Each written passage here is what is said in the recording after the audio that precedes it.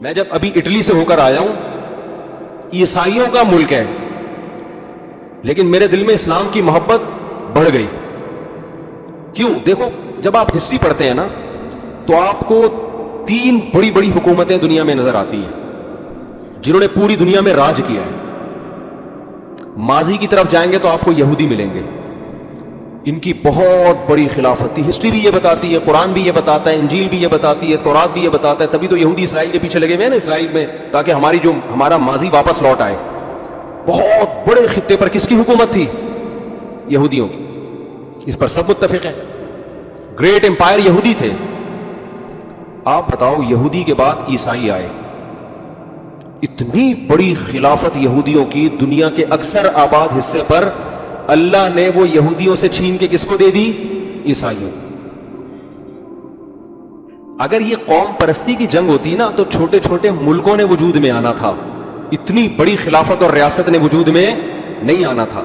اس کا مطلب کیا کہ یہودیوں کی جو اتنی بڑی حکومت دنیا میں قائم ہوئی، قومیت کے نعرے پہ نہیں ہوئی، ایک نظریے کے نعرے پہ ہوئی۔ اس نظریے میں اتنی اٹریکشن تھی کہ لاکھوں لوگوں نے اس نظریے کے پیچھے قربانی دی اور قوم پرستی کو چھوڑا، اور اس کلمے اور اس نظریے کے پیچھے پوری دنیا میں اللہ نے ان کی حکومت کو قائم کیا۔ یہ آسانی سے ممکن نہیں ہے، یہ جب تک کوئی مضبوط تھیوری نظریہ پیچھے نہیں ہوتا، لوگوں کے لیے جان دینا ممکن نہیں ہوتا۔ قومیت کا نعرہ تو ہٹلر نے لگایا تھا نا، چند ملکوں پہ قبضہ کر کے رشیا میں گیا تو پٹ پٹا کے واپس آ گیا وہاں سے۔ سمجھ میں آ رہی ہے نا بات؟ اس نے قومیت کا نعرہ لگایا تھا، تو قومیت کے نعرے چلتے نہیں ہیں کیونکہ قومیں مختلف ہوتی ہیں، وہ اس نعرے پہ تھوڑی جمع ہوں گی۔ رشین کہیں گے تیری قوم جرمن ہے، ہماری رشین ہے، ہم کیوں تجھے مانے بھائی؟ تو میں نے جا کے اٹلی میں دیکھا عیسائیوں کی جو ہے نا کتنے بڑے بڑے church, once upon a time کیسا راج تھا ان کا دنیا پہ، جتنی بڑی ہماری مسجدیں ہیں اس سے بڑے بڑے چرچ ان کے، کتنا پیسہ خرچ کیا، کتنی بڑی بڑی حکومتیں، اور کتنی بڑے خطے پر ان کی ریاست۔ وجہ کیا کہ یہود حضرت موسیٰ علیہ السلام کو مانتے تھے، سچے پیغمبر کے ماننے والے تھے، دین پر چلتے رہے، اللہ نے ان کے ذریعے پوری دنیا میں دین کو نافذ کیا۔ پھر دنیا میں عیسائیت آئی، عیسائی چونکہ حضرت عیسیٰ علیہ السلام سچے پیغمبر کو مانتے تھے، تھوڑے سے تھے، لیکن اللہ نے یہودیوں سے لڑوا کے ان کو، یہودیوں کی گریٹ امپائر، گریٹ حکومت کا خاتمہ کر کے خلافت کس کی قائم کر دی دنیا میں؟ عیسائیوں کی۔ عیسائیوں کے بعد اسلام آیا۔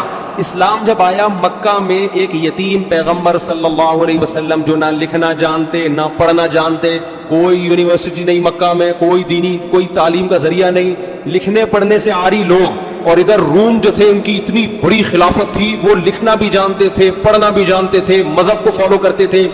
لیکن اللہ نے آخری نبی صلی اللہ علیہ وسلم کو بھیجا مکہ میں جہاں پانی نہیں ہے، ان کو قرآن ان پہ نازل ہوا، اور عرب کے وہ بدو جن پہ کوئی حکومت کرنا پسند نہیں کرتا کہ ان میں مینجمنٹ کے علاوہ سب کچھ ہے، ان کو جوڑا نہیں جا سکتا، جس کو قرآن نے بیان کیا لو انفقت ما فی الارض جمیعا، اے محمد صلی اللہ علیہ وسلم اگر پوری دنیا کی دولت بھی آپ ان پہ خرچ کر دیتے، ان کے دلوں کو آپ جوڑ نہیں سکتے تھے، ولکن اللہ الف بینہم، اللہ نے ان کے دلوں کو اس کلمے کی برکت سے جوڑ دیا ہے۔ تو کتنی زبردست قربانیاں انہوں نے دی ہیں، اور قوم پرستی کا کیسا خاتمہ کیا ہے۔ ہمارے نبی صلی اللہ علیہ وسلم کی جنگ سب سے پہلے عرب کے خلاف ہوئی ہے، حالانکہ آپ عربی تھے۔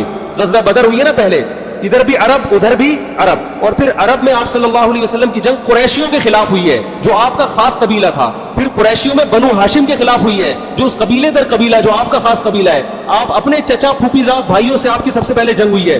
اس میں اسلام نے اس کانسیپٹ کا جو ہے نا جڑ سے اکھاڑ دیا کہ قوم پرستی کی اسلام میں جنگ کا تصور نہیں ہے، زمین پہ حکومت ہوگی، لڑائی ہوگی، ایک نظریے کے پیچھے۔ وہ نظریہ کیا ہے؟ ہم خدا کو، اس کے پیغمبروں کو ماننے والے ہیں، اور دنیا میں اللہ کے احکامات کو ہم اپنے اوپر بھی نافذ کریں گے، دنیا میں بھی نافذ کریں گے۔ اس نظریے میں اتنی پاور، اتنی طاقت، خدا کی قسم کسی معاذ اللہ نقل کفر کسی جھوٹے نبی کو فالو کرنے والے اتنی بڑی قربانیاں نہیں دے سکتے۔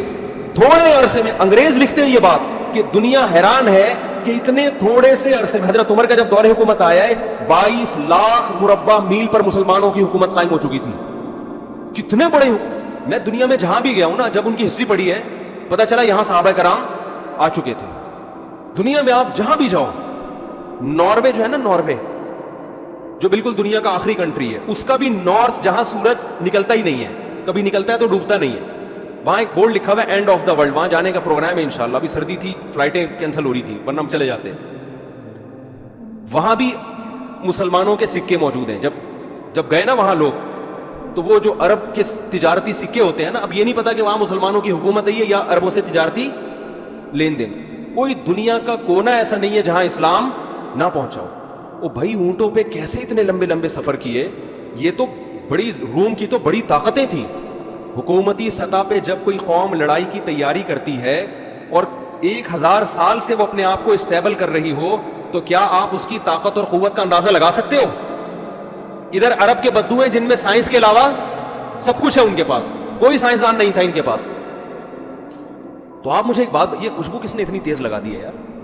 یہ اچھی بلی چل رہی تھی دھوئیں والی اود کی, سائنس نہیں ہے نا, مسئلہ سارا یہ. تو آپ مجھے ایک بات بتاؤ, یہ ایک معجزہ ہے یا نہیں ہے کہ پہلے یہودیوں کی اتنی بڑی حکومت وہ کیسے قائم ہو گئی بھائی؟ پھر یہودیوں کے بعد عیسائیوں کی اتنی بڑی حکومت وہ کیسے قائم ہو گئی؟ پھر عیسائیوں کے بعد کس نے حکومت کی ہے دنیا پہ؟ مسلمانوں نے راج کیا. آپ افغانستان میں کابل جاؤ, حضرت عثمان رضی اللہ تعالیٰ عنہ کے دور میں کابل فتح ہو گیا تھا. آذربائیجان جاؤ, میں گیا ہوں نا آذربائیجان, ازبکستان گیا ہوں, ازبکستان, آپ وہاں کی ہسٹری پڑھو. حضرت عثمان کے دور میں یہاں پر مسلمان فوجیں داخل ہو چکی تھی.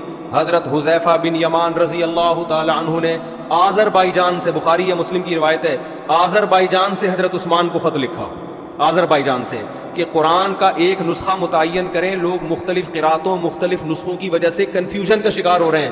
آذربائیجان یا پوری دنیا میں تمام لوگوں کو ایک قرآن ایک مصحف مرتب کر کے دیں. حضرت عثمان نے فوراً مشاورتی کونسل بلائی اور اس پر کام شروع کر دیا. تو یہ خط کہاں سے گیا تھا حضرت عثمان کے پاس؟ آذربائیجان کہاں ہے؟ حضرت عثمان کدھر تھے؟ ترکی میں آپ جاؤ, کتنا دور ہے ترکی بھائی عرب سے. آپ کو وہ جو دیوار ہے نا جو 1000 سال سے کوئی گرا نہیں سکا تھا, اس دیوار کے قریب حضرت ابو ایوب انصاری رضی اللہ تعالیٰ عنہ کی قبر نظر آئے گی. آپ نہیں آ رہا سمجھ؟ میرا خیال نہیں آ رہا. کسی ایسے نعرے کے پیچھے نا جس نعرے میں دم نہ ہو, جس نعرے میں دم نہ ہو, جس نظریے میں دم نہ ہو, اس نظریے کی بیس پر اتنا بڑا انقلاب دنیا میں کبھی بھی نہیں آتا. پہلے بنو امیہ کی خلافت, خلفائے راشدین کی خلافت قائم ہوئی, پھر بنو امیہ کی خلافت میں اور اسلام دنیا میں پھیلا ہے. محمد بن قاسم آپ کیا سمجھتے ہو کس دور کا آدمی تھا جب وہ سندھ فتح کیا ہے؟ ملتان تک آ گیا تھا وہ. یعنی آپ اس نقشہ دیکھو نا, اس زمانے میں پہلی صدی ہجری کی بات کر رہا ہوں میں. دنیا میں چاروں طرف آپ نظر دوڑاؤ گے مسلمان فاتحین داخل ہو رہے تھے. دیبل کے راستے سندھ میں محمد بن قاسم آیا. محمد بن قاسم کا شمار تابعین میں ہوتا ہے جس نے صحابہ کی زیارت کی تھی. 17 سال کی عمر میں محمد بن قاسم لشکر کو لے کے چلا ہے. 17 سال کی عمر میں سوچو میپ کیسے پڑا ہوگا کہ دیبل کدھر ہے, سندھ کدھر ہے, راجہ داہر پہ کیسے حملہ کرنا ہے. راجہ داہر اور اس جیسے کمانڈر کی تو صدیوں سے وہاں حکومت تھی. کون سی ٹیکنالوجی ان کے پاس آئی, کون سا میپ انہوں نے استعمال کیا کہ اس راستے سے ہم سفر کرتے کرتے سمندر پہ اتریں گے, سمندر کے راستے دیبل میں داخل ہو کے راجہ داہر کی فوجوں سے ہم لڑیں گے, لڑنے کے بعد فتح ہوگی تو سندھ سے آگے فتح کرتے کرتے ملتان شریف جا کے پہنچیں گے.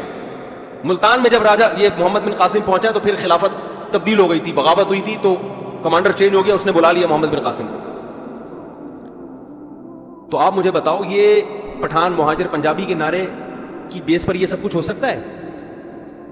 اگر محمد بن قاسم کہتا ہے میں عربی ہوں اور بنو امیہ کا ہوں تو بنو امیہ کی خلافت میں نے قائم کرنی ہے, تو امیہ خاندان کے چند لوگ اس کے ساتھ ہو جاتے, باقی سارے کیا کر جاتے؟ بولو نا, اگر یہ ان کی جنگیں ہمارا مسئلہ تھوڑی ہے. تو دنیا میں 1920 میں ترکی خلافت کا خاتمہ ہوا ہے. میں بھی جب وہاں گیا نا اٹلی میں, پیرس میں, تو پیرس میں ہم نے مسلمانوں کی توپیں دیکھی, ٹھیک ہے نا, جو الجزائر میں لڑائی ہوئی تھی نا. ابے بھائی فرانس کی لڑائی ہوئی تھی الجزائر سے, یہ زیادہ پرانا قصہ نہیں ہے.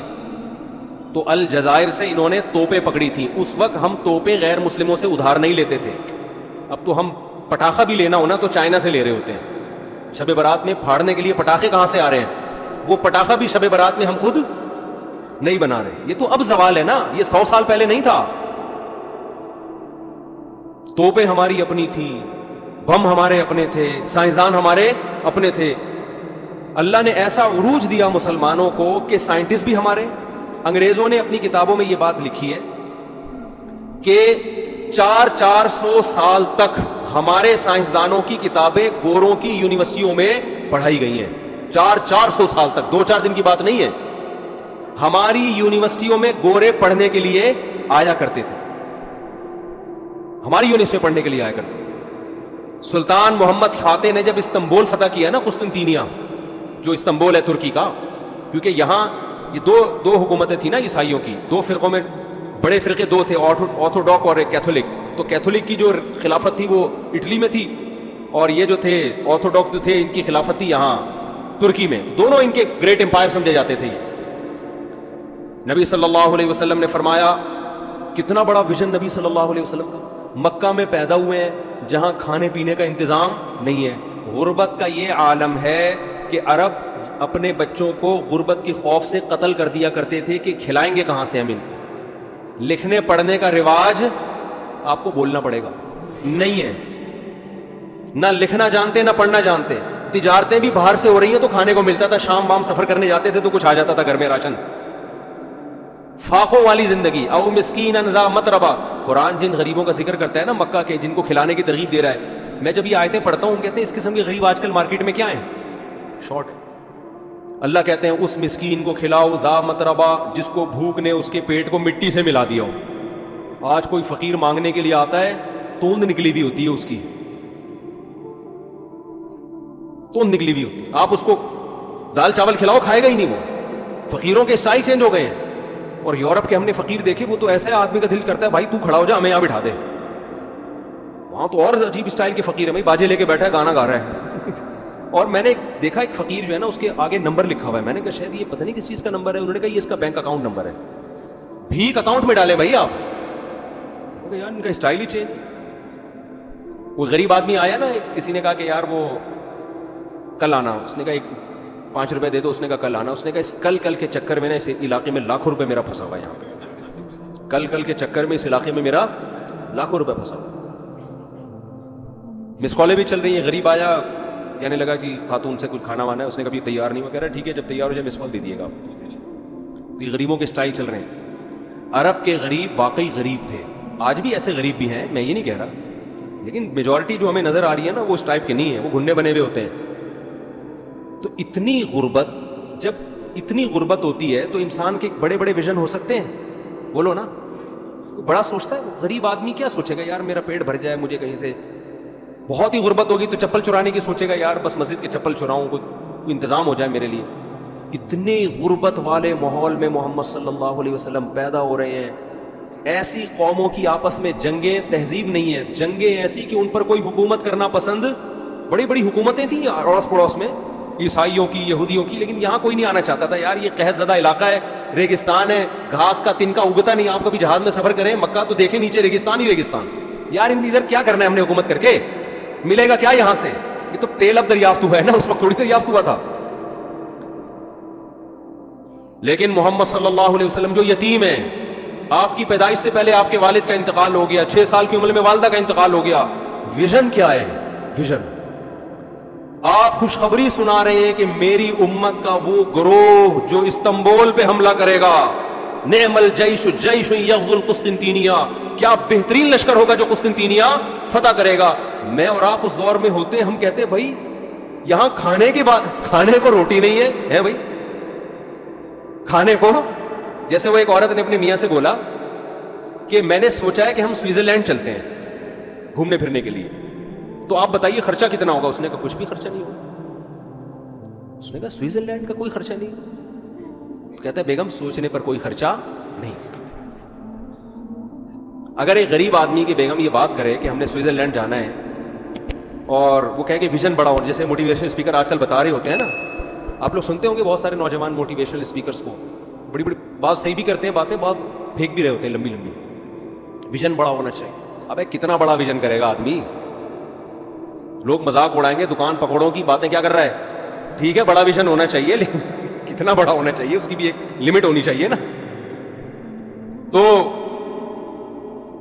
اب آپ بتاؤ, آج کوئی اس طرح کا غریب آدمی ہو اور وہ یہ دعویٰ کرے کہ یوں ایسا جس نے جو ہے نا یہ کر دیا, تو آپ کیا کہیں گے, بھائی تو اپنی اوقات دیکھ کے بات کر, تو باتیں کیا کر رہے ہیں. لیکن محمد صلی اللہ علیہ وسلم نے جب فرمایا کہ بہترین لشکر وہ ہے جو قسطنطینیہ پہ، وہ بھائی عیسائیوں کی ایسی ریاست ہے یار جو 1000 سال تک کوئی اس کو فتح نہیں کر سکا. اتنی موٹی دیوار جس پر گاڑیاں چلتی ہیں، چلتی تھی بھی اب بھی ہیں، اور چاروں طرف انہوں نے اس کا حصار کھینچا ہوا ہے.